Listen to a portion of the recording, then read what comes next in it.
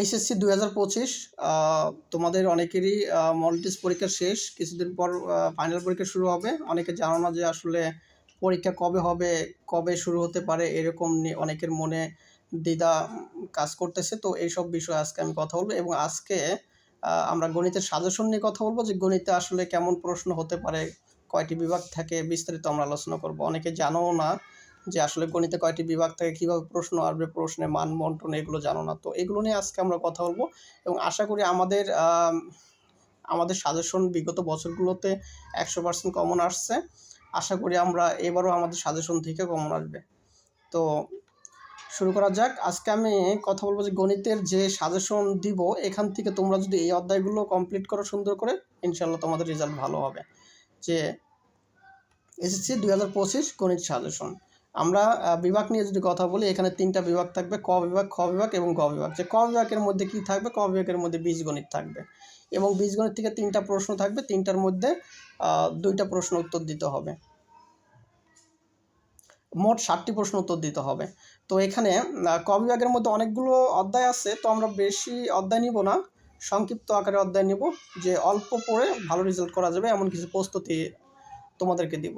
তো আমরা প্রথমে একটা অধ্যায় সিলেক্ট করছি, এখানে হচ্ছে অধ্যায় 2, যে অধ্যায়টার নাম হচ্ছে সেট ফাংশন। এই অধ্যায় থেকে বিগত বছরগুলো থেকে প্রশ্ন আসছে, তো এবারও ইনশাল্লাহ আসবে।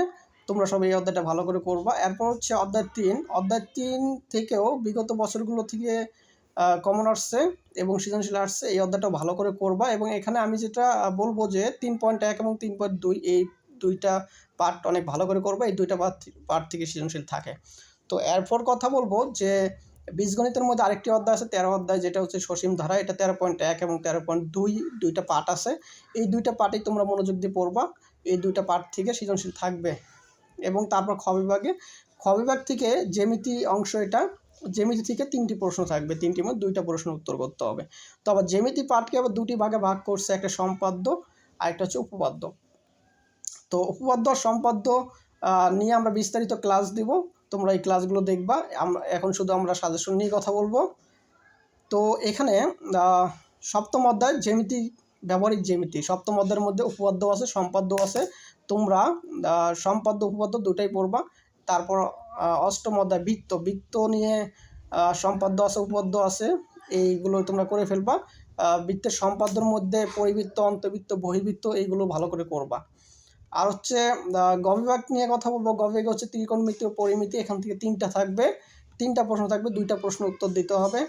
এরপর হচ্ছে 9 অধ্যায়, নবম অধ্যায়ের মধ্যে ত্রিকোণমিতি অনুপাত। এটা হচ্ছে এই বিভাগেরই একটা অধ্যায়। এখান থেকে বিগত বছরগুলো থেকে প্রত্যেকটি বোর্ডে এখান থেকে প্রশ্ন আসছে। এই অধ্যায়টা খুবই গুরুত্বপূর্ণ, সহকারে পড়বা। এবং দশম অধ্যায় দূরত্ব উচ্চতা, এই অধ্যায় থেকেও বিগত বছরগুলো থেকে প্রশ্ন আসছে। এই অধ্যায়টা ভালো করে পড়বা। এরপর হচ্ছে 16 অধ্যায় পরিমিতি অধ্যায়। এখান থেকেও বিগত বছরগুলো থেকে অনেক প্রশ্ন আসছে, তোমরা এই অধ্যায়টা ভালো করে করবা। এটা অনেক 100% গুরুত্ব সহকারে এই অধ্যায়টা করবা। এটা 4টা পার্টে বিভক্ত আছে অধ্যায়টা। তো 4টা পার্টের মধ্যে কোন পার্টগুলো বেশি পড়তে হবে, এগুলো নিয়ে আমরা বিস্তারিত ভিডিও আরও দিব, ওই ভিডিওগুলো দেখবা। তো এরপর আমরা ঘ বিভাগ নিয়ে কথা বলবো। এখানে পরিসংখ্যান থেকে 2টি সৃজনশীল থাকবে। এখান থেকে 2টি সৃজনশীল থাকবে, এখানে 2টি হবে, হ্যাঁ 2টি সৃজনশীল থাকবে, একটি প্রশ্ন উত্তর দিতে হবে। এখানে পরিসংখ্যান শুধু একটা অধ্যায় করলেই 10 মার্ক কমন পাবো এখান থেকে। তো এই অধ্যায়টা অনেক গুরুত্ব সহকারে পড়বো। আগে তোমরা এই অধ্যায়টি শেষ করবা, যে এখান থেকে একটা আসবেই। আশা করি আমাদের সাজেশনটা 100% কমন আসবে এবং এই সাজেশনটা তোমাদের অনেক উপকারে আসবে। তোমরা এটা অনেক মনোযোগ সহকারে করবা। এরপর আমাদের আরও একটি সাজেশন আসবে, ওটা সর্বশেষ সাজেশন হবে এসএসসি 2025-এর।